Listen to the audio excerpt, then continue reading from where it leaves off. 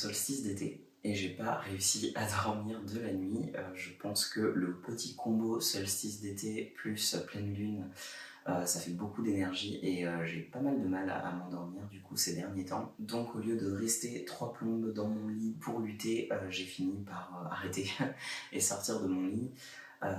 J'en ai profité pour ranger 2-3 trucs, faire un café, faire un gros pot de café et surtout mettre à charger donc de l'eau. C'est quelque chose que je fais assez souvent sur les solstices, notamment le solstice d'été. J'essaye de faire charger une assez grosse quantité d'eau au soleil levant du solstice, donc avec des intentions spécifiques à chaque fois. Parfois je la charge aussi avec certains alliés de plantes ou d'autres choses, ça dépend un petit peu à chaque fois de mes intentions et de mes besoins et aussi juste un peu des énergies que je ressens pour le solstice en question ou pour même voilà, la période en question. Ça m'arrive de le faire hors solstice sur des jours un peu spécifiques. Et donc voilà, j'en ai profité pour remplir une grosse carafe d'eau et regarder du coup le soleil se lever sur cette plus longue journée de l'année. J'avais pas forcément prévu, alors j'avais pensé à faire cette histoire de l'eau parce que je le fais quasiment tous les ans. Mais j'avais eu un petit peu la flemme, du coup j'étais parti au lit assez tardivement, sans m'en occuper. Et finalement, eh bien, mon manque de repos m'a rattrapé.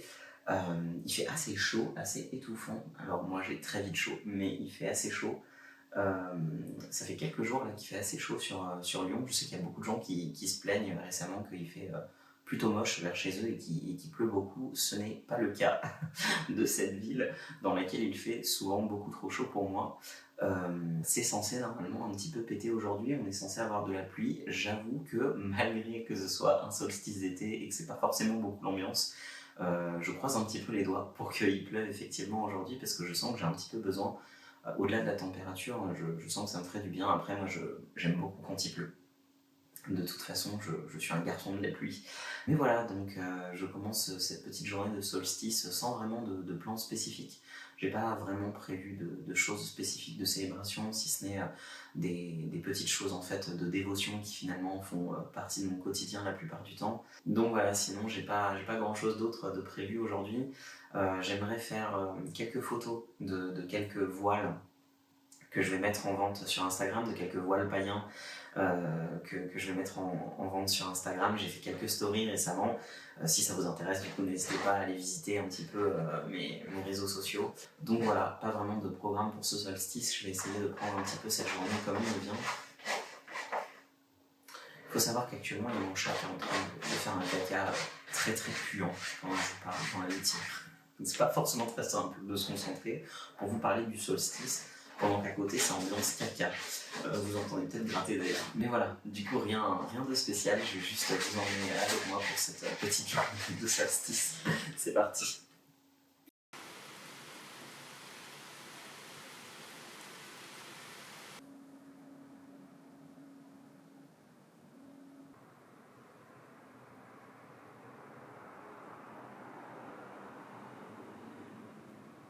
Ça y est, je me suis enlevé mon petit masque pour la peau, je suis tout frais. Et surtout, je viens de finir ce livre. Je viens de finir La sagesse des ancêtres, réveillez votre lien au vivant de Hazel Marie Volk. J'espère que je prononce ça bien. Du coup, j'aimerais prendre le temps d'en discuter un petit peu dans cette vidéo parce que je ne suis pas sûr de prendre le temps de vraiment faire une vidéo entière à son sujet parce que c'est un livre qui m'a laissé un petit peu sur ma faim. C'est pas un mauvais livre en soi, il y a des choses assez intéressantes par moments dedans, il est plutôt agréablement écrit et les expériences personnelles de l'autrice qui sont décrites sont en plus assez agréables à lire, assez intéressantes. Globalement, il est plutôt sourcé, la répartition des chapitres est pas trop mauvaise. En plus, il y a un petit peu l'idée d'en faire un petit peu comme l'autre livre des ancêtres dont je vous avais parlé dans ma vidéo précédente. Je vous mettrai le lien en haut à droite si ça vous intéresse. Il a l'avantage d'essayer un petit peu effectivement de faire un petit peu des invitations à la réflexion. Donc à chaque fin un petit peu de chapitre ou même parfois mi-chapitre, il y a des espèces de petits exercices, soit pratiques, soit juste de réflexion. C'est des choses pas forcément très ésotériques mais assez ancrées dans le réel. Cependant, c'est quand même un livre qui m'a laissé un petit peu sur ma faim. Donc pour faire court, c'est livre vraiment comme son nom l'indique, donc sur les ancêtres, sur les sagesses ancestrales du vivant, d'un point de vue plutôt animiste.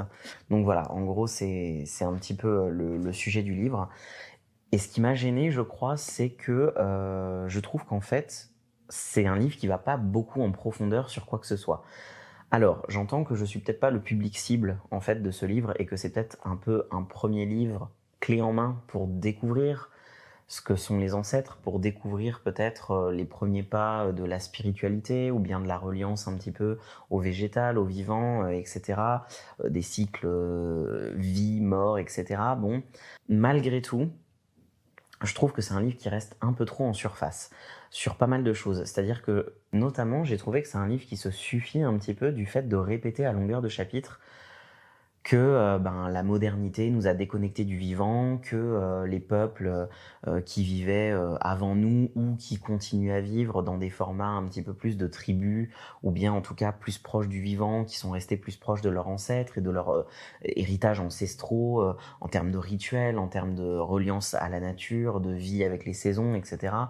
Euh, et de vie donc plus spirituelle aussi, que ces ancêtres-là, euh, on en est maintenant un petit peu détaché et que donc, effectivement, dans une vie de plus en plus moderne, il y a une petite déconnexion à ça et que beaucoup de problématiques, qu'elles soient économiques, écologiques, sentimentales, sociales, découlent de ça, spirituelles aussi. Mais ça se borne un peu, je trouve, à juste répéter ça à longueur de chapitre sans forcément apporter beaucoup plus.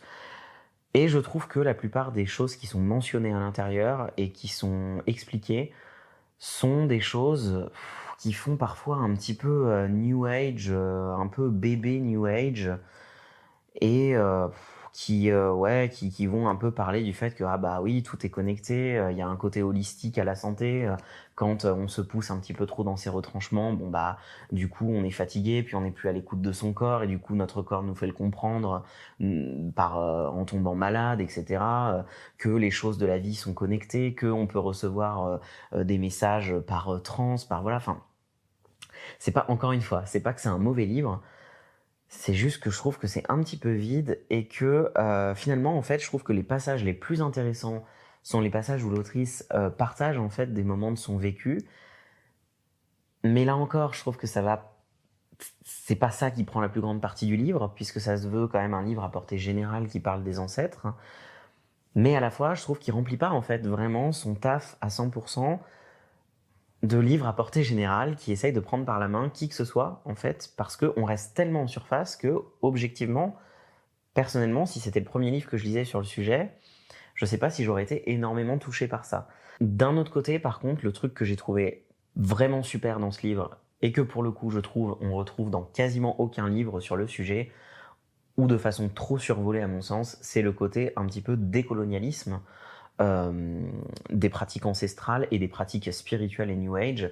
Ça, pour le coup, je trouve que c'était probablement les meilleures parties du bouquin. Il y a notamment tout un chapitre qui parle un petit peu, qui rentre un petit peu en détail. Je sais plus comment s'appelle le chapitre. Voilà, c'est le chapitre 5 notamment, s'inspirer d'autres cultures sans se les approprier. Donc, il parle de toute l'appropriation culturelle qui se produit effectivement en masse dans les sphères spirituelles et dans les sphères New Age, avec tout ce qu'on peut voir autour de l'achat de sauge blanche et de palo santo en masse, et enfin globalement l'appropriation voilà, d'animaux totems indiens et de pratiques qu'elles soient amérindiennes ou australiennes ou voilà, d'autres cultures par des populations blanches, bourgeoises, occidentales, etc. D'ailleurs, c'est pas le seul chapitre qui en parle, c'est un thème qui est un petit peu abordé quand même tout au long de l'ouvrage. Et je trouve que c'est fait très intelligemment, de façon très intéressante, et surtout, ça met vraiment ça au devant de la scène, au cœur du débat, alors que globalement, c'est quelque chose qui effectivement est très peu mentionné, je trouve, ou pas assez en tout cas, dans les livres sur le sujet. Et ça me semble notamment un sujet vraiment important à aborder au sein d'un discours sur les cultures ancestrales. Parce que souvent, on va avoir ce réflexe, effectivement, d'aller chercher des cultures ancestrales qui sont pas forcément les nôtres, en fait, en essayant même parfois de faire des espèces de tests ADN un peu à deux balles qui vont nous dire que voilà, on a 1% de je ne sais quoi, et que du coup, ça justifierait l'appropriation de d'autres cultures en effaçant totalement l'histoire et en effaçant totalement le poids du colonialisme et de l'esclavagisme, etc. Ça, pour le coup, je trouve que c'est des thèmes qui sont vraiment très bien abordés, et finalement, ne serait-ce que pour lire ces thèmes-là, ça vaut sans doute le coup de lire cet ouvrage. Et encore une fois, c'est pas un mauvais ouvrage du tout, je veux pas non plus être là à cracher dessus. Je pense que c'est juste aussi que j'en ai lu énormément de bien sur les réseaux sociaux, notamment sur Instagram. Il y a beaucoup de gens dont j'ai vu partager des reviews, et c'est un livre que j'avais vraiment très très envie de lire, que je me suis empressé un petit peu d'acheter. Et je pense que c'est juste un petit peu moi qui suis déçu, parce que je trouve que ça rabâche des choses qu'on lit un petit peu partout et nulle part, et que par moment, je pense que ce qui m'a embêté là-dedans, c'est parfois les trucs un petit peu juste bien-être ou new age, un peu de surface, qui m'ont un petit peu embêté, ennuyé, voire où je trouvais que c'était pas tout à fait juste. Et je trouve que les exemples qui sont pris sont des exemples pas toujours adaptés. Pourtant, c'est un discours assez similaire à celui qu'il y a dans le livre The Way of the Rose, qui m'avait moins gêné dans The Way of the Rose, juste parce que je pense qu'il était abordé de façon différente et abordé de façon, je trouve, un petit peu plus intéressante et un peu moins excessive par moment. Je pense que ce qui m'a gêné des fois, c'est le côté vraiment taper sur le côté contemporain des choses à tout prix, en voulant glorifier des périodes passées où objectivement personne n'aurait envie de se retrouver. C'est un petit peu ça qui me gêne souvent dans ce genre d'ouvrage, et que je retrouve, alors que pourtant c'est quelque chose que je prône aussi et auquel j'essaye de me reconnecter dans ma pratique. Le fait de ne pas être à la chasse au modernisme à tout prix, malgré tout, objectivement, enfin, ne serait-ce que l'édition de ce livre ne serait pas possible sans les outils du modernisme, sans les outils contemporains, sans les avancées de la science. Je sais pas, j'arrive pas à vraiment mettre le doigt sur exactement ce qui m'a gêné. Je pense que c'est peut-être juste aussi des attentes qui étaient un peu contrariées, où j'attendais peut-être un petit peu plus que ça, et un livre de par sa longueur aussi, en fait, parce que j'avais l'impression qu'il abordait beaucoup de choses, notamment du point de vue de l'animisme, etc. Je trouvais qu'enfin un livre sur les ancêtres qui parle de ça du point de vue de l'animisme, j'attendais peut-être beaucoup de choses de l'ouvrage, et où j'ai trouvé que ça restait un peu trop en surface. Et en plus, c'est un peu bête, mais il y a juste des petites choses qui, je trouve, sont pas forcément bien abordées, ou alors je suis pas d'accord, ou alors je trouve que les sources de un peu pseudo-sciences qui sont mentionnées à l'intérieur, qui m'ont rappelé un petit peu les espèces de pseudo-sciences qu'on peut retrouver parfois dans les livres de type Joe Dispenza. Bon, j'en reviens un peu de ces trucs-là personnellement, j'ai aimé pendant un temps. Objectivement, ça me parle plus du tout à l'heure actuelle, et c'est vrai que j'ai un petit peu du mal. Mais voilà, c'est juste que j'ai été un petit peu déçu de ce livre, c'est pour ça que je vous en parle un petit peu au sein de ce vlog, et que je pense pas faire une vidéo entière sur le sujet, parce qu'encore une fois, j'ai pas envie de taper dessus, c'est pas un mauvais livre, j'ai pas envie de descendre l'autrice, qui a quand même fait un super travail, et écrire un livre, on sait tous que c'est toujours un travail extrêmement éreintant, et un travail où on se donne entièrement. Donc voilà, je pense que objectivement, j'aurais peut-être eu un avis un petit peu moins sévère si je l'avais acheté peut-être un peu plus tardivement, sans me précipiter, sans avoir lu l'avis de d'autres personnes dessus, et peut-être dans un format poche aussi, où il m'aurait coûté un peu moins cher, parce que du coup là l'ouvrage est à 21 €, ce qui, je trouve, est un petit peu cher, et à mon sens le prix est pas super justifié au vu de ce que j'en ai tiré à titre personnel. Encore une fois, c'est pas une question de prix pour l'édition spécifiquement, mais c'est juste en termes de ce que j'en ai tiré moi. Au demeurant, point positif aussi de ce livre que j'ai pas trop discuté, c'est les illustrations. Il y a vraiment de magnifiques illustrations à l'intérieur du livre, qui sont vraiment très très belles. Et d'ailleurs, j'en ai fait une photocopie d'une pour la mettre sur mon hôtel aux ancêtres, donc finalement je dis que j'en ai pas tiré grand chose, mais c'est faux, puisque j'en aurais au moins tiré ça. Alors je sais pas qui a fait les illustrations, Euphricinia. Donc Euphricinia pour les illustrations. J'ai l'impression qu'il y a quand même beaucoup de gens qui l'ont beaucoup aimé, donc ça vaut sans doute le coup de le lire si vous êtes intéressé par le sujet, surtout que ça n'abonde pas forcément, surtout par des auteurs français, les livres sur les ancêtres, donc les livres sur le sujet. Et encore une fois, ça n'abonde pas non plus les livres qui prennent vraiment le temps de discuter de l'appropriation culturelle, du colonialisme, des différentes cultures, de prendre un point de vue un petit peu politique aussi sur la question. Ça, c'est quelque chose que je vois relativement peu et que je déplore beaucoup dans la sphère spirituelle, de prendre un petit peu plus position au niveau politique finalement.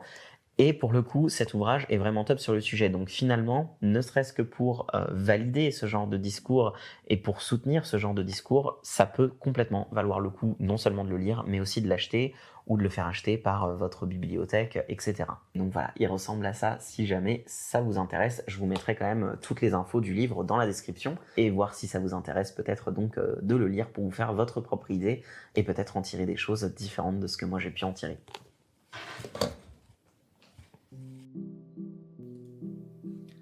Après ça, j'ai donc pris quelques photos des premiers voiles païens et de sorcières que je souhaitais mettre en vente. Le port du voile est quelque chose qui est devenu de plus en plus important dans ma pratique ces derniers temps. Je n'en porte pas forcément tous les jours, mais il m'accompagne souvent dans mes moments de rituel ou de dévotion et aussi dans mon quotidien. C'est la raison pour laquelle je souhaitais partager cette pratique ancestrale avec vous en vous proposant quelques modèles à la vente sur Instagram dans un premier temps. Ce sont des voiles vintage et de seconde main, ce sont ceux que vous voyez maintenant, et j'adore chacun de ces modèles. Le but est de vous proposer des voiles uniques, chinés spécialement pour vous, et dont les énergies m'appellent vraiment, mais aussi de vous proposer des prix abordables et d'en limiter l'impact écologique, consumériste et éthique. Leurs énergies et les domaines dans lesquels ils se proposent de vous accompagner sont précisés à chaque fois sous la description de chaque voile, afin de mieux guider vos choix. Et des services optionnels sont disponibles. Vous pouvez notamment choisir de faire consacrer le voile avant envoi à une divinité ou à un esprit de votre choix, ou choisir un chargement rituel du voile pour une intention spécifique, par exemple la protection, la reliance aux ancêtres, le soutien à la divination, etc. Toutes les informations et les voiles sont dispo sur ma page Instagram, le lien est dans la description YouTube si ça vous intéresse. N'hésitez pas à la visiter et à me dire en commentaire lequel de ces voiles est votre favori.